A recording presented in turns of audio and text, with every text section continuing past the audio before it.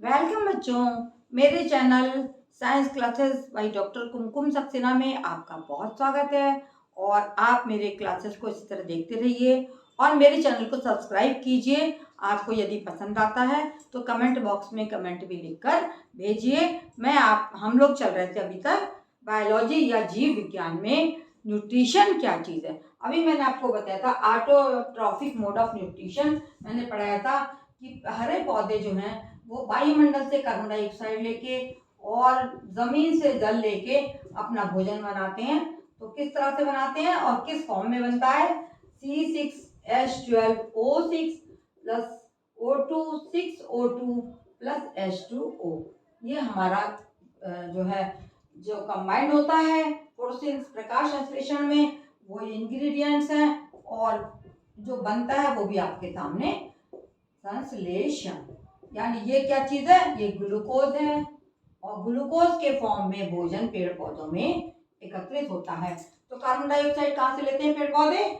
बाहर से लेते हैं। अभी मैं ये भी बताऊंगी आपको किस तरह से कार्बन डाइऑक्साइड ली जाती है। ये वाटर है और इस तरह से ग्लूकोज, ऑक्सीजन और पानी बनता है।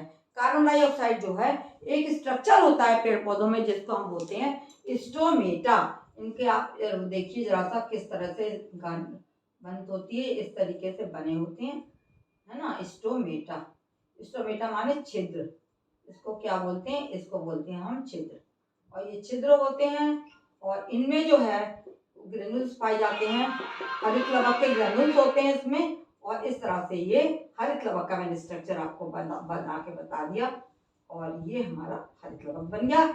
इसके बाहर जो है मीजोफिल वगैरह जो होती हैं, कोशिकाएं होती हैं जो कि पानी वगैरह सोखती हैं। और ये इस तरीके से ये फैला रहता है। ये क्लोरोफिल कहाँ पाया जाता है? ये हरे पौधों में। इस क्रिया में हमको क्या क्या चीज? हरित लवक और प्रकाश।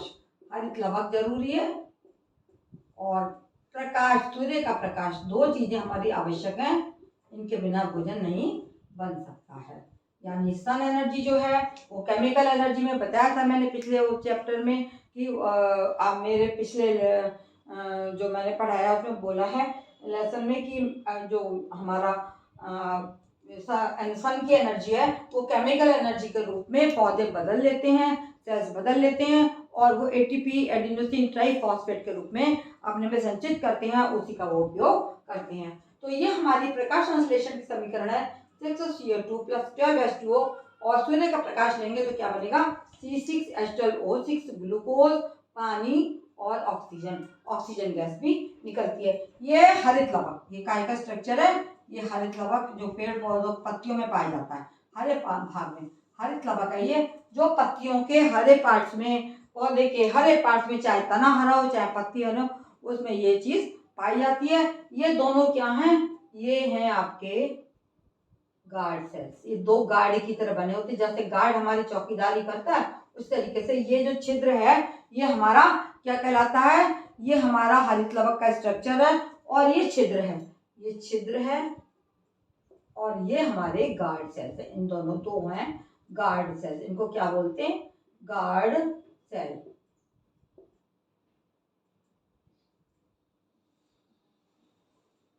ये हमारे हो गए द्वारक कोशिकाएं, को हिंदी में बोलते हैं द्वारक कोशिकाएं और द्वारक कोशिका, और इंग्लिश में बोलते हैं गार्ड सेल्स।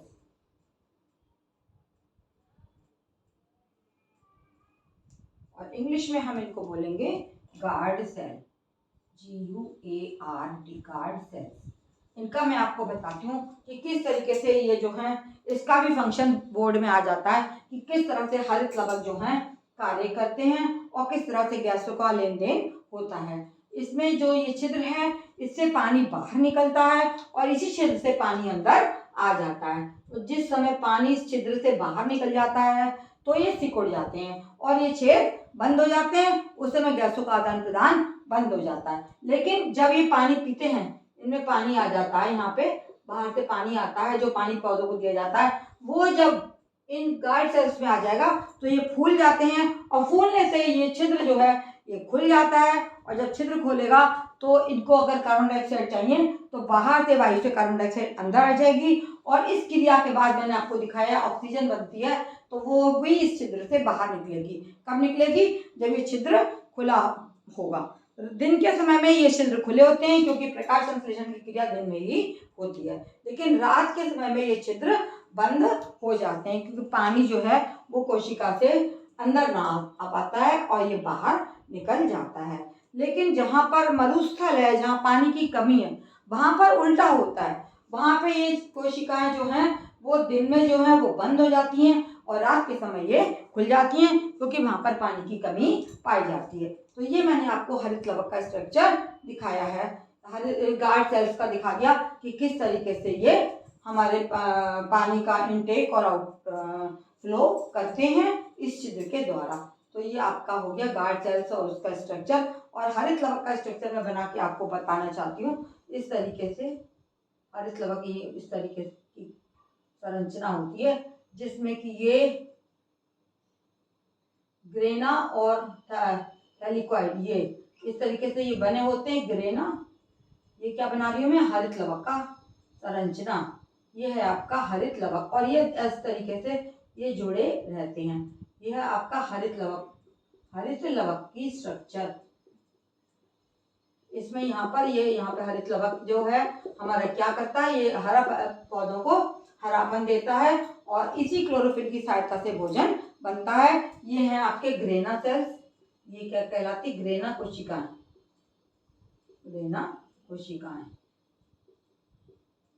ग्रेना कोशिकाएं हैं और इनको जो इकट्ठे होते हैं तो इनको क्या बोलते हैं?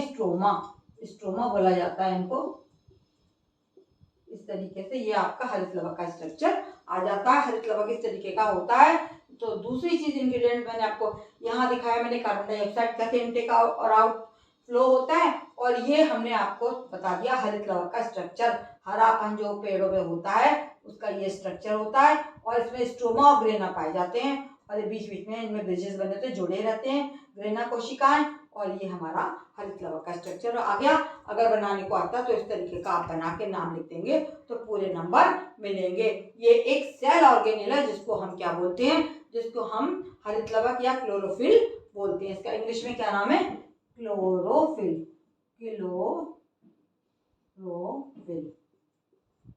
इस तरीके से क्लोरोफिल की सहायता से और पानी की सहायता से कार्बन डाइऑक्साइड लेके और हरे पौधे की उपस्थिति में ये हमने जो क्रिया लिखी है आपकी प्रकाश संश्लेषण की, ये संपन्न की जाती है। और गार्ड सेल्स का खुलना और बंद होना मैंने आपको बता दिया।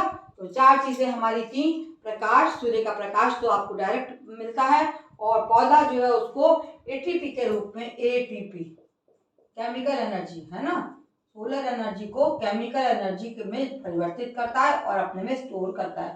केमिकल एनर्जी और सोलर एनर्जी कहाँ से मिलती है? हमें सूर्य से। सोलर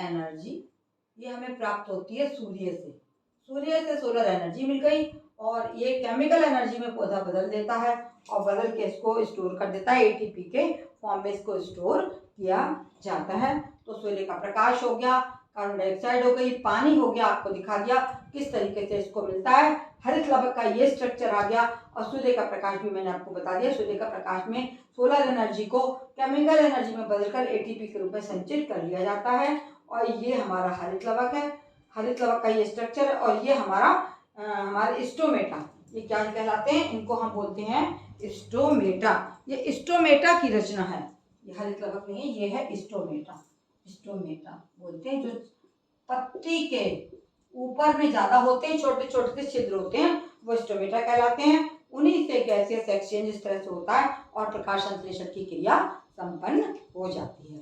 अब हम आगे चल रहे हैं और आगे हम पढ़ाएंगे autotrophic mode of nutrition. Autotrophic ये हो गया। अब हेटरोट्रॉफिक पे चलते हैं हम आगे। ये हेटरोट्रॉफिक मोड ऑफ न्यूट्रिशन। अभी आपने क्या पढ़ा? ऑटोट्रॉफिक। अब पढ़ेंगे हम हेटेरोट्रॉफिक मोड ऑफ न्यूट्रिशन।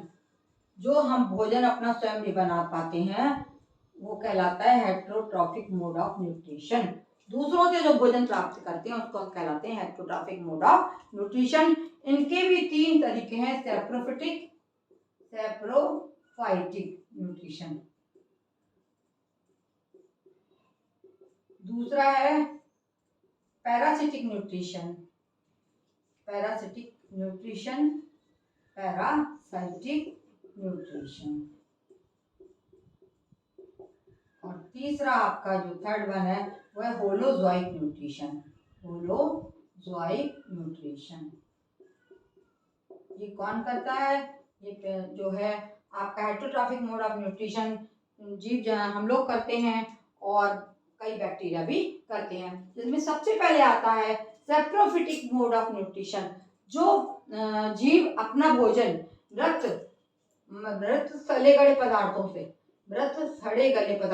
प्राप्त करते हैं।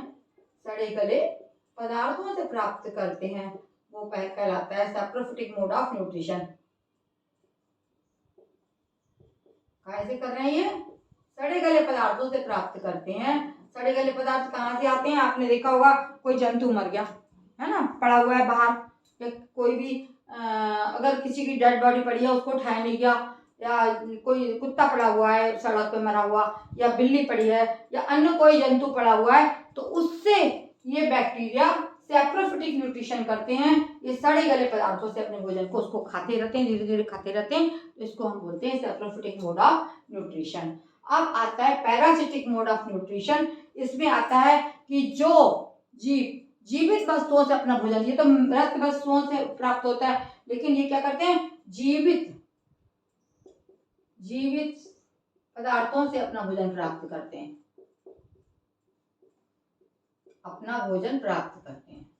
जीवित पदार्थ क्या होंगे?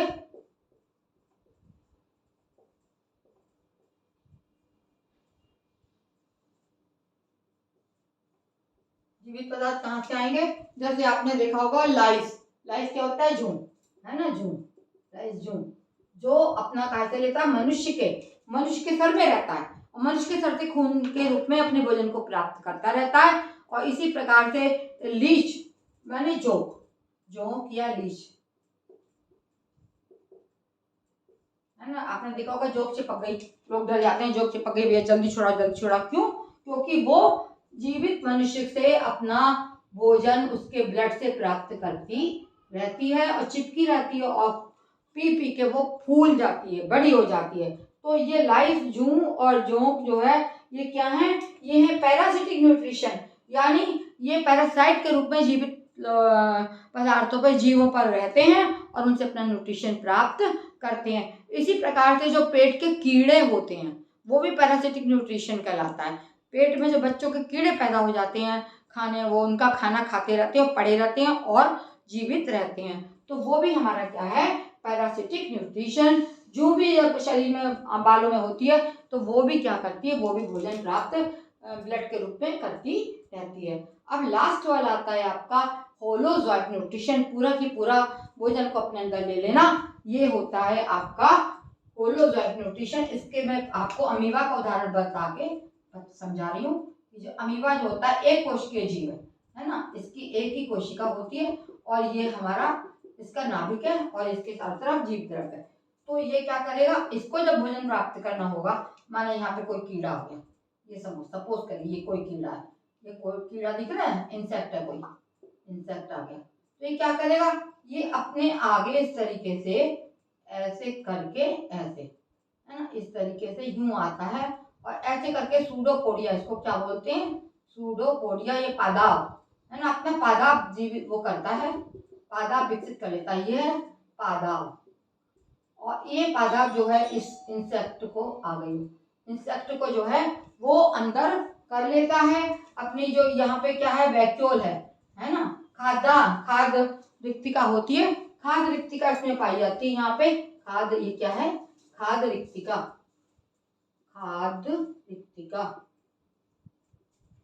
खाद्य रिक्तिका में ये इस जीव को क्या करेगा? अब ये जो इसने पादाब निकाले हैं अपने, ये सब पादाब गायब हो जाएंगे और ये अंदर फूड जो है वो इस तरीके से अंदर आ जाएगा, है। यहाँ से करके ये इस एरो में बना के दिखा रही हूँ, इस तरीके से ये अंदर आ जाता है अमीबा में, और ये खाद्य रिक्तिका में जाके गिर जाता है, पच जाता है, और इस तरीके से ये अपना भोजन प्राप्त करते हैं। और इसी प्रकार से कि एक धानी बनती है जिससे कि अपना ये अंदर का जो है वो ये जो कीड़ा था वो इधर अंदर आ गया। इंसेक्ट पहले यहाँ पर था और वो फिर इसके अंदर आया और यहाँ से ये अंदर जाके समा जाता है और ये खाद रिक्तिका बन जाती है, उसके अंदर ये समा जाता है। इसको बोलते हैं होलोजाइक मोड ऑफ न्यूट्रिशन। ये है खाद रिक्तिका। क्या कहलाती है ये? खाद रिक्तिका।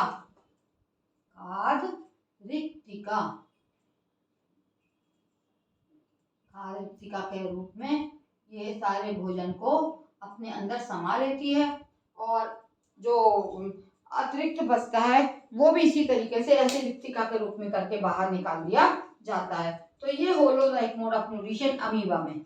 ये क्या है? अमीबा, जो कि हमारा एक कोशिकीय जीव है। तो ये भी भोजन करते हैं। कैसे करते हैं ये आपको मैंने दिखा दिया। एक कोशिकीय जीव भी भोजन करते हैं। एक कोशिकीय जीव अपने भोजन को किस तरीके से इंटैक्ट करते हैं?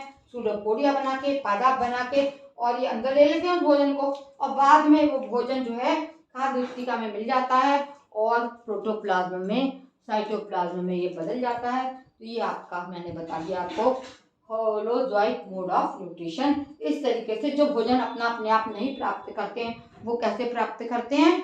वो प्राप्त करते हैं सैप्रोफिटिक न्यूट्रिशन, पैरासिटिक न्यूट्रिशन और होलोजोइक न्यूट्रिशन। ये आपके साथ मैंने जीव जंतुओं का बता दिया आपका। इसके बाद में मनुष्य में कैसे भोजन खाया जाता है, पचता है, वो चीज़ मैं आपको आगे बताऊंगी अगले अपने क्लास में। जब तक आप इसको खूब ध्यान से पढ़ लें, याद कर लें, और ये भी छोटे छोटे इन पे क्वेश्चन भी बन जाते हैं और बड़े क्वेश्चन भी बनते हैं। आपको समझ में आ गया होगा तो आप मेरे चैनल को अवश्य सब्सक्राइब करें, लाइक करें और मेरे चैप्टर्स को जो मैं टीच करती हूँ आपको देखते रहें।